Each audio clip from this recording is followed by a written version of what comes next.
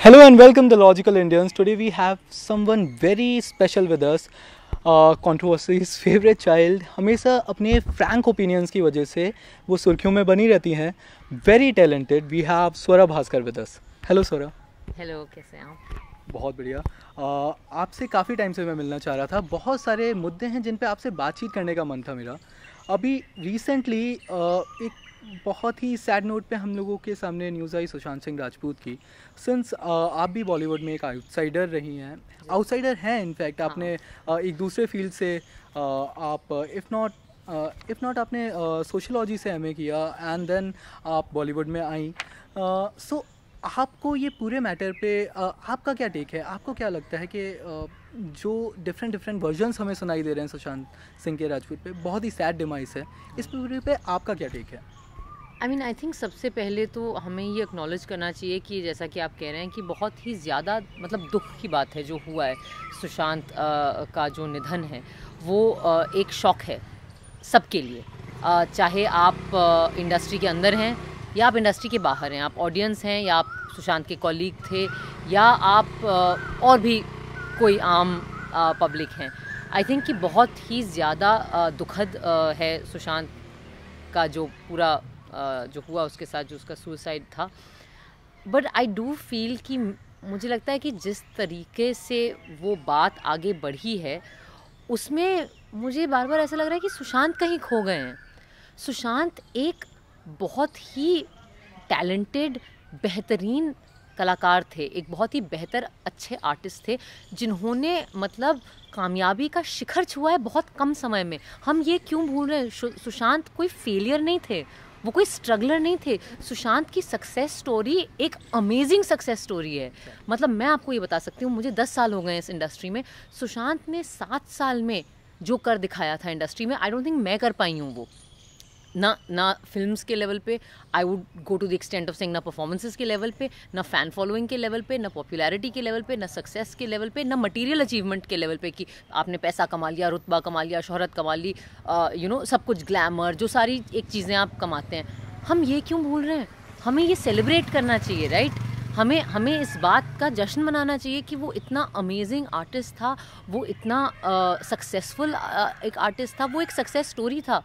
सुशांत का जीवन एक तरीके से जो आम एक भारतीय यंग पर्सन जिसका एस्पिरेशन होता है कि मैं अपने लाइफ में कुछ करूं, मैं फेमस हो जाऊं, मैं पैसे कमाऊं. मैंने सुशांत के कुछ लेक्चर्स देखे थे जो उसने आईआईटी में दिए थे. Very beautiful lecture, he is talking about dreams and happiness and the relationship between success and dreams and happiness. And तो मुझे लग रहा है कि ये जो सारा एक जो ये शोरगुल शुरू हुआ है सुशांत की मौत के बाद, उसमें सुशांत कहीं खो गए हैं. उसमें लोग अपने आपसी तू मैं अपनी आपसी रंजिशें स्कोर सेटलिंग करने में लग गए हैं. सबको अब इसमें एक अवसर दिख रहा है, एक अपॉर्चुनिटी दिख रही है अपना कुछ नाम चमकाने का या अपना कोई मुद्दा चमकाने का या अपने कॉज को ले आना आगे. तो मुझे लगता है कि ये इस वक्त पे शायद ठीक नहीं है. सुशांत के साथ जो हुआ उसका एक इन्वेस्टिगेशन हो रहा है जो कानूनी तौर पे जो होना चाहिए एक सुसाइड के केस में, या जो चीज़ लगती है एक सुसाइड उसके केस में, वो इन्वेस्टिगेशन जारी है, पुलिस कर रही है. उसकी फैमिली ने कोई एलिगेशन नहीं लगाया है किसी के ऊपर, कोई सुसाइड नोट आपको नहीं मिला है. मुझे लगता है ये वक्त था सुशांत के बारे में सोचने का और उसकी फैमिली के दुख में उनको वक्त देने का, उनको सांत्वना देने का.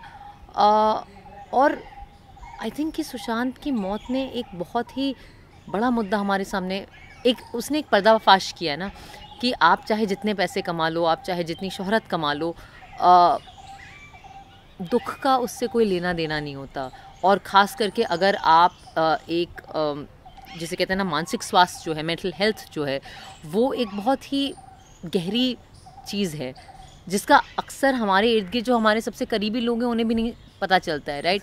तो ये शायद वक्त था डिप्रेशन के बारे में बात करने का, ये शायद वक्त था मेंटल हेल्थ के बारे में, मानसिक स्वास्थ्य के बारे में बात करने का, जो भारत में एक बहुत बड़ा मुद्दा है. मैं एक स्टेटिस्टिक्स पढ़ रही थी आज कि भारत में 1/3 जो महिलाओं की सुसाइड्स होती हैं वो भारत में होती हैं, दुनिया भर में. तो जो हमारे सुसाइड रेट्स हैं वो भी काफ़ी हाई हैं. सो हमें इन सब चीज़ों के बारे में बात करना चाहिए था बनिस्बत इसके अब हम इस झगड़े में लग रहे हैं कि ये इतना गंदा है, वो इतनी गंदी है, इसने मेरे साथ ऐसा किया, उसने मेरे साथ वैसा किया, बॉलीवुड ऐसा है, ये वो। आई रियली थिंक दैट शायद उन मुद्दों को के बारे में बात करने का कोई दूसरा वक्त था। और सुशांत फेलियर नहीं था, मैं ये ज़रूर कहना चाहती हूँ। सुशांत एक आइकॉन था, एक आइकॉन है, वो एक सक्सेसफुल स्टोरी है। उसको देख के हमें उससे प्रेरणा लेनी चाहिए, ना कि उसके शव के ऊपर तू मैं करनी चाहिए। Absolutely, absolutely. He was and he is an immortal icon as such.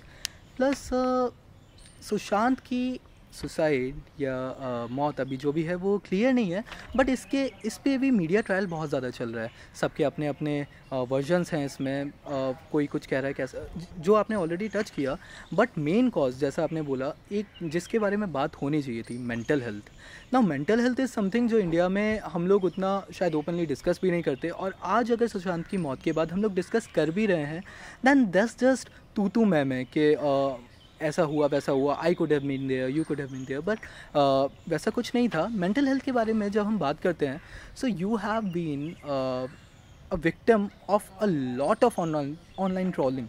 सो आपको किसी पॉइंट पे ऐसा लगा कि यार मेरे साथ क्यों, मतलब वाई, ऐसा मैंने क्या कर दिया कि मतलब just to keep your opinions, मैं I mean you get the gist of it, right? कि आपको कभी ऐसा लगा कि मेंटल हेल्थ के बारे में you know people are very hypocritical? Yeah absolutely, I think दो चीज़ें इसमें। सबसे पहले तो मैं ये कहना चाहूँगी कि वो सारे लोग जो कह रहे हैं कि किसी चैट शो में किसी बेवकूफ़ से स्टूपिड गेम में कोई इडियोटिक आंसर किसी ने दे दिया और इसकी वजह से सुशांत डिप्रेशन में चले गए, तो मुझे नहीं लगता कि हम डिप्रेशन को समझ रहे हैं और डिप्रेशन की सीरियसनेस को समझ रहे हैं और कि उसका क्लिनिकल कंडीशन क्या होता है उसको समझ रहे हैं। तो अव्वल तो दिक्कत यही है कि जो इवन जब मेंटल हेल्थ की बात हो रही है, वो एक बहुत ही सतही रूप से हो रही है कि इसने मेरे साथ ऐसा बोल दिया इसलिए मैं डिप्रेस हो गया, या उसने ऐसा किया, इस पार्टी में इसको नहीं बुलाया तो ऐसे हो गया।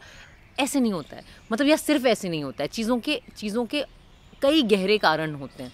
तो एक तो ये कि मुझे लग रहा है कि हम इस पूरे डिबेट में मेंटल हेल्थ को तो बिल्कुल समझ नहीं रहे हैं, और मुझे शायद लग रहा है कि हम कोशिश भी नहीं कर रहे हैं, क्योंकि हमेशा इल्ज़ाम लगाना और तू मैं करने में एक अलग मज़ा है। दूसरी चीज़ आई थिंक कि बहुत सारे ना फॉल्स इक्विवेलेंसेस बनाए जा रहे हैं इस पूरे मुद्दे में, तो वो भी आई थिंक उस चीज़ से भी बचना चाहिए। मेंटल हेल्थ को लेकर भी बहुत सारे फॉल्स इक्विवेलेंसेस बनाए जा रहे हैं, उस चीज़ से भी बचना चाहिए।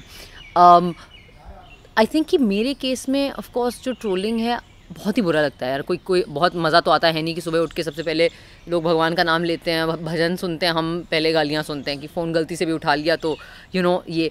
बट आई थिंक कि मेरे साथ चूँकि मुझे काफ़ी क्लियरली पता है कि ये कैसे शुरू हुआ, क्यों शुरू हुआ, मेरे पीछे जो ट्रोलिंग है उसका एक बहुत बड़ा जो है वो एक आयोजित ट्रोलिंग होती है, वो एक ऑर्गेनाइज तरीके से होती है, उसके पीछे एक आईटी सेल है और वो आपको दिखता है वो किस किस्म की ट्रोलिंग है। वो सेम कमेंट बार 50 या 100 हैंडल कर रहे हैं, या वो एक फेक मीम्स। मेरे केस में तो खैर बहुत बड़ा दिक्कत है कि मेरी शक्ल लगा के, क्योंकि आप एज एन एक्टर आपकी शक्ल तो गूगल इमेजेस में जाइए आपको कोई भी फ़ोटो मिल जाएगा, आप वो फ़ोटो लगा के फिर कोई भी कोट डाल दो। मीम्स के साथ एक ये बड़ा वो है ना कि किसी की शक्ल डाल के कोई भी कोट डाल दो और आपको लगेगा कि अच्छा यही इन्होंने कोट कहा है।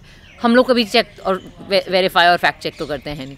So I think that fake memes is a big thing for me, and of course in my case it's the problem is that because क्योंकि वो टारगेटेड है तो कई सारे लोग FIR दर्ज कर देना, क्रिमिनल केस फाइल कर देना, तो वो एक अलग लेवल का हैरेसमेंट है। फिर उससे बचने के लिए फिर अब आप लॉयर्स में घुसिए, अपने लॉयर्स को कंसल्ट करिए। तो मुझे कभी कभी लगता है कि यार मैं इतनी अच्छी, मतलब मैं कोई कानून नहीं तोड़ती, मैं अपने टैक्स टाइम पे भरती हूँ, मैं एक लॉ अबाइडिंग इंडियन सिटीज़न, अहिंसा में मेरा विश्वास है, मैं इतना लॉयर से क्यों बात कर रही हूँ? So yeah I mean of course it is very harassing, but I think in my case I understand structurally वो कहाँ से आ रहा है। And because as you said मैं सोशियोलॉजी की स्टूडेंट हूँ, तो मैं उसका एक सोशियोलॉजिकल एनालिसिस है मेरे पास, मुझे समझ में आ रहा है कि ये क्या हो रहा है। So I don't take it as personally. हाँ, तो स्वरा आपने जैसे अभी बोला कि ट्रोलिंग कभी कभी ऑर्गेनाइज्ड होती है, अनफेयर भी होती है, बट ठीक है, जो पॉइंट मेरे दिमाग में था जिसकी वजह से ये पूरा ट्रोलिंग का टॉपिक आया मेरे दिमाग में, वो ये था कि अभी जैसा कि माइग्रेंट इशू बहुत हम लोगों की कंट्री ने देखा है, एक बहुत ही severe crisis I would rather say, उसमें काफ़ी बॉलीवुड से भी लोग सामने आए, सबकी तारीफ़ भी हुई काफ़ी।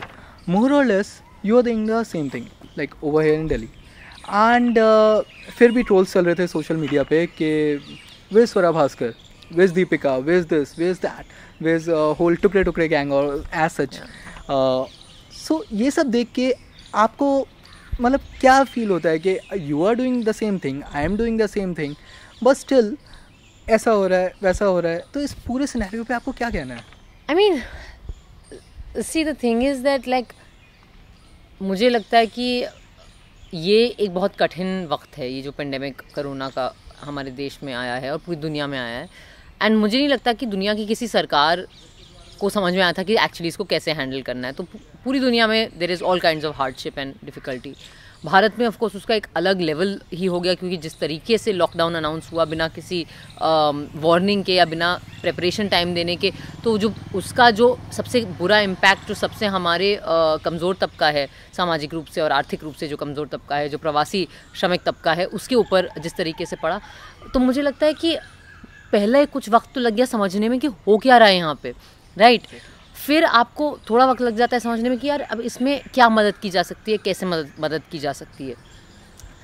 बट मुझे लगता है कि मेरे लिए सबसे बड़ी उम्मीद का ये पॉइंट था कि जब हम लोग काम कर रहे थे रिलीफ एफर्ट्स में, हम पार्टिसिपेट कर रहे थे दिल्ली आकर ख़ास करके, मुझे लगा कि यार आम भारतीय जो है वो कोशिश कर रहा है दूसरों की, अपने से अलावा किसी और की मदद करने में। वो अलग चीज़ है कि ऑफ कोर्स जो फिल्म स्टार्स हैं और सेलिब्रिटीज़ हैं, हम ज़्यादा दिखाई पड़ते हैं, तो हम थोड़ी छोटी सी भी चीज़ करते हैं तो वो बहुत बड़ा लगने लगता है, right. But of course I think that जो काम सोनू जी ने किया है वो बहुत ही इंस्पायरिंग है, इट्स अमेजिंग कि उन्होंने जिस तरीके से किया है। एंड हाँ, हमने भी दिल्ली में आके, जब मैं बॉम्बे में थी तो एक्चुअली जैसा कि मैंने आपको कहा कि पहले तो आपको समझ नहीं आता कि अच्छा करना क्या है एग्जैक्टली, तो कैसे हेल्प करनी है। तो थोड़ा अपने लेवल पे इंडिविजुअली जो आप अपने सोसाइटी में कर सकते हैं कि अपने गार्ड्स को राशन दे दिया, या अपने गार्ड्स को चाय पिलवा दी, या अपने बिल्डिंग में जो लोग रह रहे हैं उनकी, तो आपको लगता है चलो ये तो हम कर सकते हैं क्योंकि बाहर नहीं निकलना अलाउड है। तो पहले बहुत अक्सर जब लोग पूछ रहे थे कि कहाँ हैं ये लोग, कहाँ हैं, तो मुझे मन कर रहा था कहने का कि हम लॉकडाउन में हैं, जैसा कि हमें होना चाहिए। हम सड़कों पे पटाखे नहीं बजा रहे हैं और हम सड़कों पे लेके थालियां और ढोल नहीं बजा रहे हैं, क्योंकि हमें इस वक्त लॉकडाउन में होना चाहिए। और ज़िम्मेदार नागरिक होने के नाते शायद सबसे बड़ा देश प्रेम है कि जो देश की सरकार जो आपको बोल रही है करने के लिए, रूल्स जो बना रही है, उनको फॉलो करिए आप। सो बट फिर दिल्ली आके, चूँकि ऑल्सो दिल्ली में मैं मेरे पास एक पूरा स्ट्रक्चर है, एक टीम है, हमारे पास साधन हैं हेल्प करने के, तो वो दिल्ली में आके मैंने वो एफ़र्ट ज्वाइन किया। तब तक लॉकडाउन भी थोड़ा खुल चुका था तो हम बाहर निकल पा रहे थे थोड़ा। बट मैं ये ज़रूर, तो आई मीन 2-3 चीज़ें यार। एक तो कोई आदमी हेल्प इसलिए नहीं कर रहा है कि आप ट्विटर पे लोगों को पता चल जाए या सोशल मीडिया में पता चल जाए, तो मैंने उस पर ज़्यादा मतलब जितना मुझे करना था, जो अपने जो ब्रांड्स को थैंक करना था क्योंकि उन्होंने हमें फ्री में दिए थे चप्पलें जूते, वो तो मुझे करना ही था, बिकॉज दैट्स ओनली राइट। तो I think that's how it must have come out कि I am also doing something. But उसके अलावा मुझे लगता है कि ये बेसिक इंसानियत है, और बेसिक इंसानियत के लिए किसी को कंग्रेचुलेशंस नहीं मिलनी चाहिए। मतलब मुश्किल घड़ी में किसी दूसरे इंसान की हेल्प करना, अगर आप थोड़े से भी सक्षम हैं, इसमें क्या मुबारकबाद, you know what I mean. तो मैंने कभी वो सीख भी नहीं किया, वो नहीं मिला मुझे उससे कोई लेना देना नहीं। और ऐसा नहीं है, बहुत लोगों ने कंग्रेचुलेट भी किया, उन्होंने सपोर्ट भी किया, कई लोगों ने बोला कि हम कैसे आपकी हेल्प कर सकते हैं। एंड एक चीज़ मैं उन लोगों से ये ज़रूर कहना चाहती हूँ जो कह रहे हैं ना कि ये कहाँ थे, वो कहाँ थे। मुझे लगता है कि आप लोगों को अपने सवाल जो है ना वो सरकार से पूछने चाहिए, क्योंकि हम जो सारे लोग हैं, सोनू सूद इंक्लूडेड, हम लोग जो कर रहे हैं अपनी प्राइवेट कैपेसिटी में, प्राइवेट इंडिविजुअल नागरिक होने के नाते कर रहे हैं, ठीक है। कोई भी और अच्छी बात है, मैं ये भी कहना चाहूँगी कि बहुत अच्छी बात है कि इस वक्त पे जो समर्थ भारतीय हैं, जो सक्षम भारतीय थे, जिनके पास थी हैसियत और काबिलियत हेल्प करने की, उन्होंने हेल्प किया। लेकिन देश जो है वो चैरिटी पे नहीं चलते हैं और नहीं चलने चाहिए। इस देश में एक हेल्थ का बजट होना चाहिए, जो जितना है उससे ज़्यादा होना चाहिए। आई थिंक इस पेंडेमिक ने ये ज़रूर हमें समझा दिया है। इस देश में अलग अलग किस्म के रिलीफ फ़ंड होते हैं। चीफ मिनिस्टर का रिलीफ फ़ंड होता है, पीएम का रिलीफ फ़ंड होता है। एक नया रिलीफ फ़ंड शुरू हो गया था पीएम केयर्स, जिस पे बहुत वाद विवाद हुआ, जिसमें भी पैसा जाता है। तो कोई भी जो देश है उसमें आप देश को, जो नागरिक हैं उनकी उदारता पे नहीं चला सकते हैं या उनकी चैरिटी पे नहीं चला सकते हैं। देश चैरिटी पे नहीं चलते हैं। उनका एक अपना स्ट्रक्चर होता है, उनके लिए, उसके लिए अपनी एक बजटिंग होती है। तो अगर हम वहाँ फेल कर रहे हैं तो हमें ये सवाल स्वरा भास्कर और दीपिका पादुकोण से नहीं पूछने चाहिए कि आप कहाँ हैं। हमें ये सवाल सरकारों से पूछने चाहिए कि आप लोग कहाँ हैं और आप लोग कर क्या रहे हैं और ये पैसे जा कहाँ रहे हैं और ये बजट है कहाँ। So I think that is really something that we should, all those people who are asking Swara Bhaskar and Anurag Kashyap and Kanhaiya Kumar and Deepika Padukone and like whoever else कि आप कहाँ हैं, bro आपके चुने हुए नेता कहाँ हैं? Exactly. Right. So I think that is the question has to not be directed here, it has to be directed there. ये पूरे क्राइसिस के दौरान you somehow managed to maintain a very low profile about it and do a lot of stuff by taking matter in your own hands. But what was that proper triggering point which persuaded you to take this up into your own hands and do something about it on your personal capacity? Okay, दो चीज़ें हैं इसमें। एक तो मुझे नहीं लगता कि मैंने कोई ऐसा बहुत बड़ा काम किया है। मुझे नहीं लगता कि आई थिंक कि मैंने अपने लेवल पे एक्चुअली ये अपने लिए किया है ताकि मुझे ये गिल्ट ना महसूस हो कि मैं इतनी कंफर्ट में हूँ और इतनी सुरक्षित हूँ और लोग जो हैं वो इतने कठिनाई में हैं। और तो मुझे नहीं लगता मैंने इतना कोई महान काम किया है, इसलिए मैं ज़्यादा इसके बारे में बात भी नहीं करना चाह रही थी। दूसरी चीज़, और लो प्रोफाइल रखने का यार सिंपल है, आप किसी को बताओ मत आप क्या कर रहे हो, प्रेस को बताओ मत, कोई नहीं पहुंचेगा। आप मास्क वास्क लगाए हुए हैं, किसी को कुछ दिखाई नहीं पड़ रहा है, so it's fine. Like I think that इस देश में सिर्फ सेलिब्रिटीज़ नहीं है जो कर रहे हैं, बहुत सारे लोग हैं और ज़्यादा काम जो है वो ऑन ग्राउंड एक्टिविस्ट, जो एनजीओ के कार्यकर्ता हैं, जो लोग ऑलरेडी ऑन द ग्राउंड हैं, जिनके पास वो नेटवर्क्स हैं, उन्होंने बहुत अच्छा काम किया है। एंड आई थिंक कि मैं ये मौका ज़रूर लेना चाहूँगी उन सब लोगों को बधाई देने का और उनकी प्रशंसा करने का। पर मुझे दो चीज़ों ने प्रभावित किया। एक कि मेरी मदर का शोल्डर फ्रैक्चर हो गया था, तो मैं बम्बई में थी एक्चुअली पहले 2 महीने लॉकडाउन के। और जब मुझे ये पता चला तो मैं निकल नहीं पा रही थी, आ नहीं पा रही थी। फिर जैसे ही लॉकडाउन थोड़ा रिलैक्स हुआ तो मैं वहाँ से मैंने परमिशन ली और मैं बाय रोड आ गई।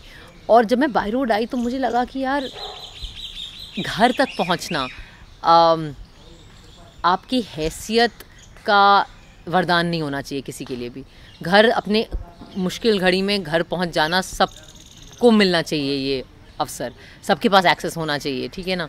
और फिर जो इस किस्म के वीडियोस आ रहे थे कि लोग चल के जा रहे हैं, नंगे पैर जा रहे हैं, लोग मर रहे हैं ट्रेनों में, और जिस तरीके से महिलाएं, प्रेग्नेंट महिलाएं चल के जा रही हैं, लोग बच्चों को उठा के, मतलब इट्स लाइक हार्ट रेंचिंग। यार आपको मतलब शर्म आती है कि हम एक ऐसी सोसाइटी है जिसने हमारे श्रमिकों को, जिनकी मजदूरी और जिनकी मेहनत पे हमारी ज़िंदगियां चलती हैं, हमारे बड़े बड़े हाई राइज टावर्स जिसमें हम रहते हैं वो लोग बनाते हैं, हमारे घरों में काम करते हैं, और मतलब इस मुश्किल घड़ी में वो बिल्कुल ऐसे बेसहारा हो गए हैं। So that hit me very hard. And then when I saw the work that Sonu sir was doing, actually I was like यार ये कमाल की बात है तो कि आप अपनी तरफ से अपना दिमाग लगा के अपने एफर्ट से इवन अगर 100 लोगों की हेल्प कर दो, सो दैट इज़ अमेजिंग। मैंने जो रियलाइज़ किया इस पूरे एफर्ट में कि इस पूरी चीज़ में पैसा नहीं है जिसकी ज़रूरत है। आपको ज़रूरत है नियत की, और आपको ज़रूरत है टीम वर्क की, और आपको ज़रूरत है नेटवर्क बनाने की, क्योंकि लोग हैं जो मदद करने के लिए आएंगे। आपको अपनी तरफ से अपना घर वर बेच के करने की ऐसी कोई ज़रूरत नहीं है। जितना आप कंट्रीब्यूट कर सकते हैं ओके, बट अगर आप नहीं कंट्रीब्यूट कर सकते हैं, आप मेहनत कंट्रीब्यूट करिए, अपना वक्त कंट्रीब्यूट करिए, आप नेटवर्क्स बनाइए। मुझे लगा कि यार मेरा सोशल मीडिया जो हैंडल और प्रोफाइल पेज है वो इतना हमेशा इसमें रहता है कि मतलब न्यूज़ में रहता है, तो इसको किसी अच्छी चीज़ के लिए इस्तेमाल क्यों ना किया जाए। तो मैंने पता किया कि दिल्ली सरकार की क्या क्या एफ़र्ट्स थे लोगों को घर भेजने के लिए, और मैंने कहा चलो और कुछ नहीं तो मैं कम से कम एक कॉल सेंटर बन सकती हूँ, जहाँ से मैं लोगों को इन्फॉर्मेशन भेज सकती हूँ, जो लोग फंसे हुए हैं उन तक मैं पहुँच सकती हूँ। सो हमने एक्चुअली कुछ बड़े अच्छे हमारे एक्सपीरियंसेस हुए। दिल्ली में भी कई लोगों से हम कांटेक्ट कर पाए। मैं पिछले एक्चुअली अभी तो थोड़ा कम हो गया है जब से लोग चले ही गए हैं और ज़्यादातर, पर पिछले मुझे लगता है जब आपने कांटेक्ट किया था मुझे 3 हफ्ते पहले, उस पूरे महीने में मैं सिर्फ फ़ोन पे थी, मुझे सिर्फ फ़ोन आते थे कि हमको घर जाना है, हमको घर जाना है। और so that was nice and I really want to say over here कि आई वांट टू, मैंने ये डिस्कवर किया कि जब आप कोशिश करते हैं ना, तो जो सरकारी व्यवस्था में भी अच्छे लोग हैं जो आपकी मदद करते हैं। जैसे 3 बार ये मेरे साथ हुआ है। एक बार 100 श्रमिक जो थे वो बहादुरगढ़ हरियाणा में फंसे हुए थे और जिनको निकालना था और बलिया पहुंचना था उत्तर प्रदेश में, और मैंने हरियाणा सरकार के आईएएस अफसर की मदद लेकर, एक आईएएस अफसर की मदद लेकर मैंने उन्हीं के द्वारा बसेस करवा के इन लोगों को भेजा। एक केस था जहाँ कुछ 21 या 22 मजदूर आंध्र प्रदेश में फंसे हुए थे, विशाखापट्टनम में, और उनको बिहार बेगूसराय जाना था। तो वहाँ मैंने बेसिकली फ़ोन कर करके वहाँ पे जो लोकल डिस्ट्रिक्ट कलेक्टर, जो लोकल पुलिस अफसर थे, एक बड़े नेक पुलिस अफसर मिल गए जिन्होंने बहुत मदद की हमारी, और 5-6 दिन लगे बार बार फ़ोन करना, यहाँ वहाँ फ़ोन करवाना, और उनका प्रोजेक्ट मैनेजर से बात किया, उनकी वेतन जो फंसी हुई थी वो दिलवाया, वो सब करके 5-6 दिन में उन लोगों के लिए बस करके उनको बेगूसराय भेजा। एक केस अभी 3 दिन पहले वो लोग वापस पहुँचे। मिज़ोरम में 31 आदमी शायद फंसा हुआ था, 31 या कुछ 20-31। उन्होंने मुझे कांटेक्ट किया, आई was like I didn't no, Mizoram में मैं किसी को नहीं जानती। तो फिर मैंने काफ़ी सारे फ़ोन करके मैंने एक कांटेक्ट ढूंढा जिनके ब्रदर मिज़ोरम में एडमिनिस्ट्रेशन में थे, उनके थ्रू हमने फिर हेल्प लेकर, जो सरकारी व्यवस्था वहाँ है उनसे हेल्प लेकर करवाया। तो भारत में अच्छे लोग हैं जो सिस्टम के अंदर भी हैं और सिस्टम के बाहर भी हैं। तो मुझे लगता है कि जब आपकी नीयत होती है मदद करने की, तो आप उन लोगों को ढूंढ लेते हैं। तो मेरे लिए ये बहुत हम्बलिंग एक्सपीरियंस भी रहा है, और ये मेरे लिए बहुत, क्योंकि ऑफकोर्स अक्सर हम सरकार से सवाल पूछते हैं, सरकार के खिलाफ आवाज़ उठाते हैं, जैसा कि हमें करना भी चाहिए अगर कोई अन्याय हो रहा है। लेकिन ऐसे भी मौके आते हैं जहाँ एक्चुअली जो सरकार में लोग हैं, जो एडमिनिस्ट्रेशन में हैं, ब्यूरोक्रेट्स हैं, they are there to help and they are doing their job. There are lots of bureaucrats who are doing their job, and I think that this is a good moment to actually, commend their work and congratulate them for that as well. It's just बीच का bridge बनने की ज़रूरत है, and then rest will कभी-कभी हाँ हो जाता है। #arrest स्वरा भास्कर। ये पूरा जो एक ऑर्गेनाइज्ड ट्रोलिंग ट्रेंड चला ट्विटर पे, ये #अरेस्ट स्वरा भास्कर में आपको क्या फील हुआ? आई मीन उस टाइम पे आपका ये पीक भी चल रहा था जब आप पूरा हेल्प कर रही थी सबका, एंड उसी टाइम के बात ये है कि जब #अरेस्ट स्वरा भास्कर ट्रेंड हो रहा था। मुझे तो एक्चुअली पता ही नहीं था। मुझे सुबह एक दिन मैं उठी, और मेरा तो स्लीप साइकिल बहुत बुरा है, मैं बहुत मतलब अर्ली मॉर्निंग्स होती हूँ और बहुत लेट उठती हूँ, and I woke up and मैंने फ़ोन देखा और इतने सारे मैसेज, आई यू ओके, और मुझे लगा अभी कुछ ट्विटर पे हुआ है आज। सो आई वाज लाइक क्या हुआ, and I didn't know, and then somebody sent me the screenshot arrest Swara Bhaskar, and I was like why, मैंने क्या किया ऐसा? एंड देन आई रिमेंबर्ड कि हाँ, मैंने एक ट्वीट किया था उसके पहले वाले दिन सफूरा के सपोर्ट में, जहाँ मैंने बड़ा बेसिक सा सवाल पूछा था कि इस देश में रोड ब्लॉक करना एक बड़ा क्राइम है बनिस्बत इसके कि टेरर कांड में अक्यूज़ होना। सबको पता है मैं किसकी बात कर रही हूँ। So I think that made people angry, और made some people angry. I mean हाँ, तो अब जो चीज़ आपको पता है आयोजित है, जो चीज़ आपको पता है जिसके पीछे एक एजेंडा है, जो चीज़ आपको पता है कि एक ख़ास मानसिकता को प्रमोट करने के चक्कर में करी जा रही है, तो वो तो खोखली है वो चीज़, वो आपको मतलब उसमें सब झूठ ही है।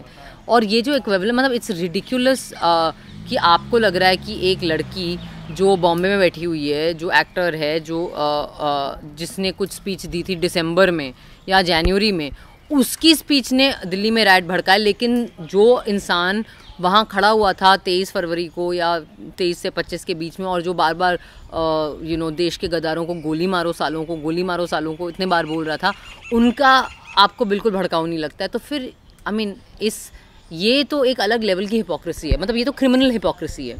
स्पीकिंग ऑफ विच, अभी JNU वाला जो कांड हुआ था, लोग आए, मारा पीटा, सब कुछ हुआ, उसमें भी कुछ हुआ नहीं यार, वो मैटर ऐसे ठंडे बस्ते में चले गया है। नहीं, इस देश में बिल्कुल, इस देश में हम ऐसी जगह पे हैं कि गुंडों को खुली छूट है, और जो छात्र हैं, जो एक्टिविस्ट हैं, जो लोग मुद्दे की बात कर रहे हैं, उन सारे लोगों को आप जेल में डाल रहे हैं। मतलब, और ये अभी से नहीं, मतलब मैं कह रही हूँ कि 2 साल पहले से, जब से सुधा भारद्वाज जी या आनंद तेलतुंबडे जी, आई मीन ये इस देश के लीडिंग एक्टिविस्ट में से हैं जिन्होंने अपनी ज़िंदगी जो है वो गरीबों की सेवा में लगाई है, आदिवासियों की, दलितों की सेवा में लगाई है।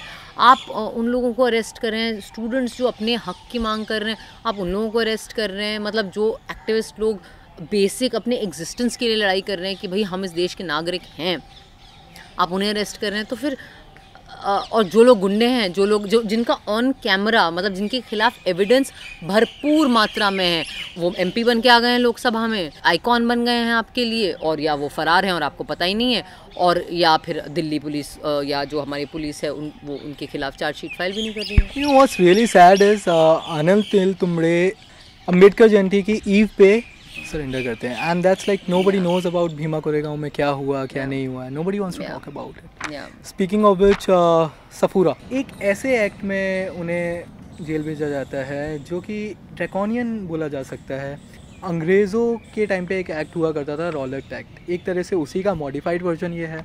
अभी तक हमारे देश में ये होता था कि जब तक आप गुनहगार साबित नहीं हुए हो तब तक आप बेगुनाह हो, जबकि इस एक्ट के आने के बाद जब तक आप अपने आप को बेगुनाह साबित नहीं करते तब तक आप गुनहगार हो, और वो भी तब जब आप जेल में होगे।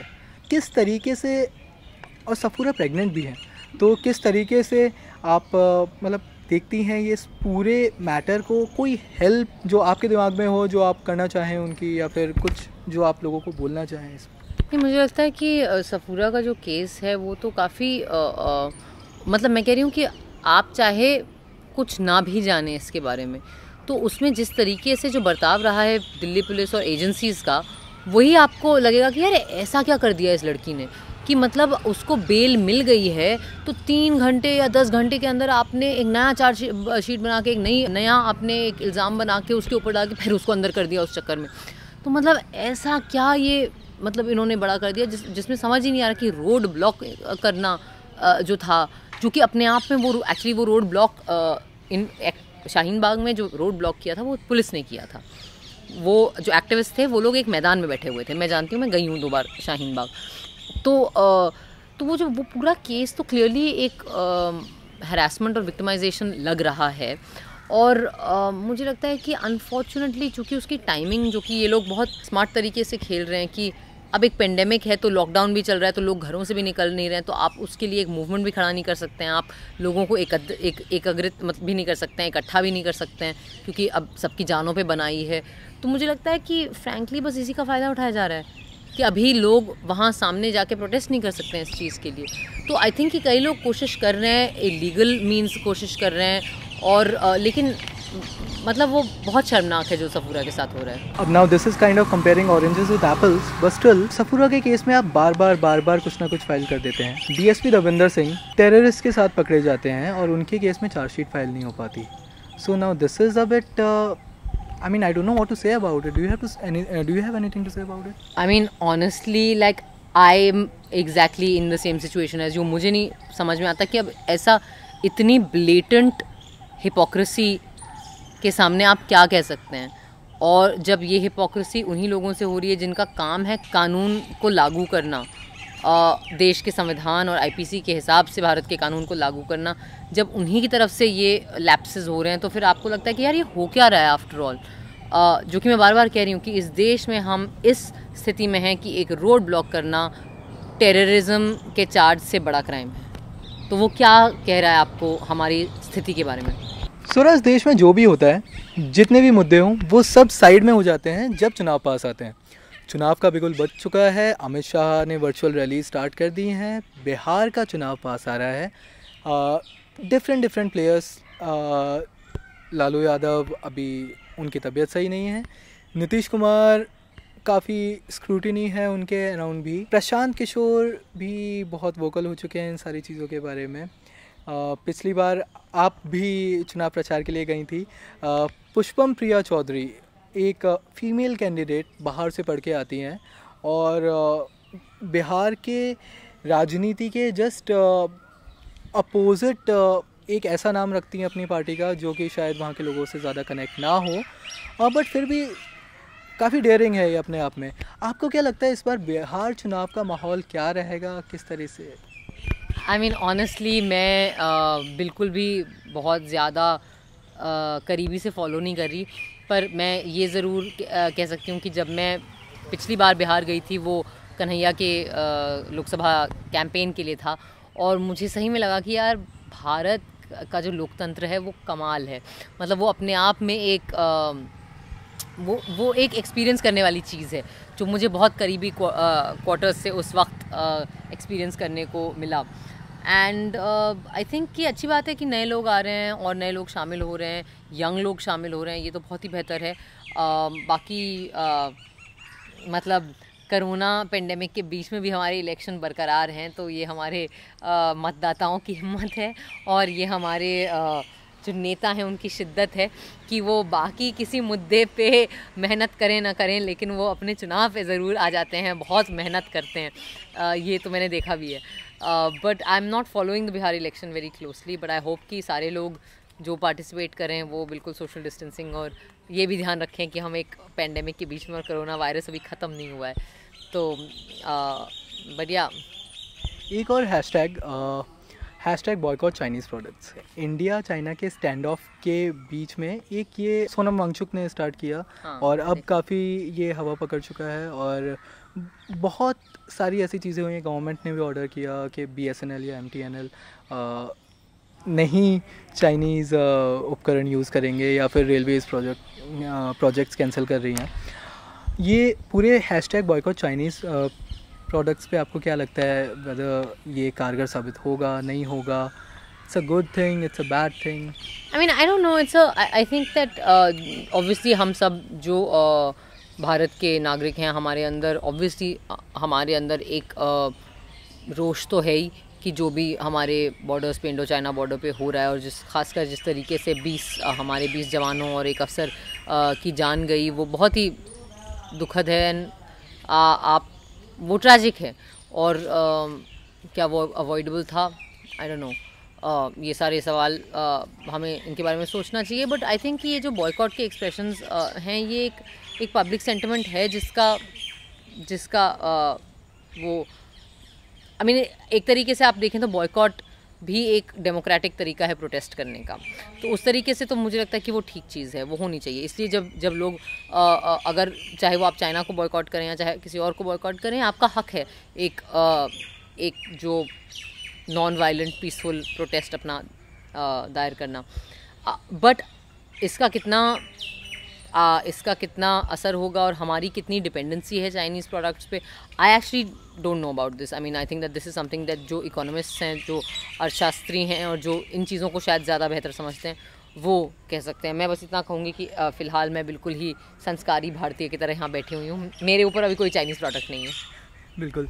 स्वरा, एट द वेरी एंड एक मैसेज जो आप हमारे द लॉजिकल इंडियंस को देना चाहें, देश के सिटीज़न्स को देना चाहें, तो वो एक मैसेज क्या होगा? बहुत सारे टॉपिक्स हैं, आज भी हमने बहुत सारी चीज़ों पे बात की, मेंटल हेल्थ से लेके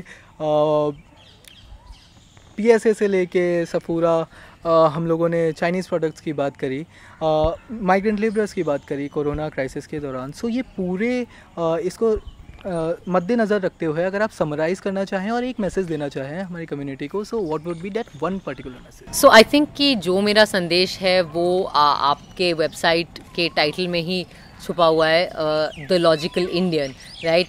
तो मैं यही कहूँगी कि लॉजिकल इंडियन बने, अपने दिमाग का इस्तेमाल करें, तर्क का इस्तेमाल करें, जो सही तथ्य है, जो फैक्ट है, ना कि व्हाट्सएप फॉरवर्ड, लेकिन फैक्ट के ऊपर आप अपनी राय बनाएं। और ये हमेशा याद रखें कि जो इंसान बार बार गाली दे रहा है, भद्दी भाषा का प्रयोग कर रहा है, अभद्र इल्ज़ाम लगा रहा है लोगों पे, और जिसके पास बेसिकली गाली और इल्ज़ाम के अलावा कोई मुद्दा नहीं है बात करने के लिए, तो उस आदमी के पास कोई तर्क नहीं है। तो ऐसे इंसान से बचें, ऐसे लोगों से बचें जो लोग आपको नफ़रत करना सिखा रहे हैं या जो लोग ये कहने की कोशिश कर रहे हैं कि नफ़रत किसी रूप में ठीक है, उनसे बचें, क्योंकि नफ़रत किसी भी रूप में ठीक नहीं होती। और अगर आई थिंक अगर हम सब बतौर समाज